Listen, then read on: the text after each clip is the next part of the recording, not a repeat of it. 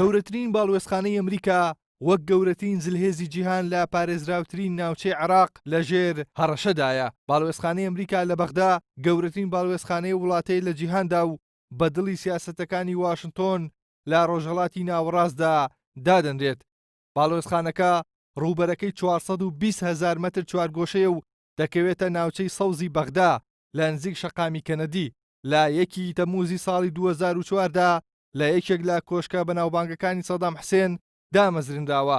ساڵی 2009 واشنتۆن بە بڕی 750 ملیۆن دۆلار بە شێوەیەکی نوێ نۆژەنی کردووەتەوە. تاکو ساڵی 2012 ئەم دامەزراوەیە 16,000 کارمەندی هەبووە، بەڵام لە ئێستادا بەپێی بەدواداچوونەکان نزیکەی 1000 کارمەندی هەمیشەیی هەیە، بەڵام بەپێی دۆخی ئەمنی گۆڕانکاری لەو ژمارەیەشدا دەکرێت.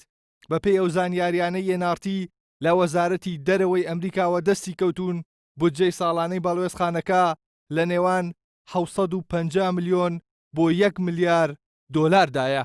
ئەم باڵوێزخانەیە لە 5 بەشی سەرەکی پێک دێت. لەوانە شوێنی نیشتەجێبوونی کارمەندەکان کە لە کۆمەڵێک شوقە و خانوو پێکاتووە، 2 بینای دیبلۆماسی گەورە لەگەڵ شوێنی تایبەت بە یاری و سینەما و بازار و خوێندنگەی تایبەت بە منداڵانی کارمەندەکان. ئەمە جگە لە بوونی چەند دەستگایەکی هەواڵگری ئەمریکا لە ناو دامەزراوەکەدا. ئەم باڵوێزخانەیە سیستەمی ئاگادارکردنەوەی تێدایە بۆ ئەو موشەکانی کە ئاڕاستەی دەکرێن. هەروەها سیستەمی بەرپەشدانەوەی ناسراو بە ڕامی تێدایە کە بە شێوەیەکی ئۆتۆماتیکی ڕوبەڕووی موشەکە هاتووەکان دەبێتەوە. ناوبەناو گروپە چەکدارەکان لە ڕێگەی ڕاستەکردنی چەند موشکێکەوە دەبنا ڕەشە بۆ سەر ئەم باڵوێزخانەیە. بە جۆرێک لا کۆتایی مانگی ئەیلولی ئەمساڵ مایک پۆمپیۆی وەزیری دەرەوەی ئەمریکا بە بەرپرسانی عێراقی ڕاگەیاند ئەگەر بەغدا نەتوانێت کۆنتڕۆلی هێرشی گروپە چەکدارەکان بکات، واشنتن باڵوێزخانەکەی لە عێراقدا دەخات و گورزێکی کوشندە لە گروپە چەکداریەکان دەوەشێنێت. دواتر مستەفا کازمی سەرۆکوەزیرانی عێراق بەڵێنیدا سنوورێک بۆ ئەو هێرشانە دابنێت. سەرباری ئەو بەڵێنەش ئێوارەی ڕۆژی 21 ئەم مانگە دەیان موشەک ئاڕاستەی و باڵوێزخانەیە کران.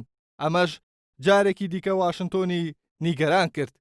هەرچەندە ئێران و بەشێک لە گروپە چەکداریەکان لەوانە حیزبوڵای عێراقی ڕەتیان کردەوە پەیوەندیان بە هێرشەکەەوە هەبێت، بەڵام واشنتۆن پێی وایە ئێران لە پشتی ئەو هێرشانەوە بێت و بۆیە بەرپرسانی ئاسایشی نەتەوەیی ئەو وڵاتە چەند پێشنیارێکیان داوەتە دۆناڵد ترامپ کە یەکێکیان داخستنی خێرای باڵوێزخانەکەیە.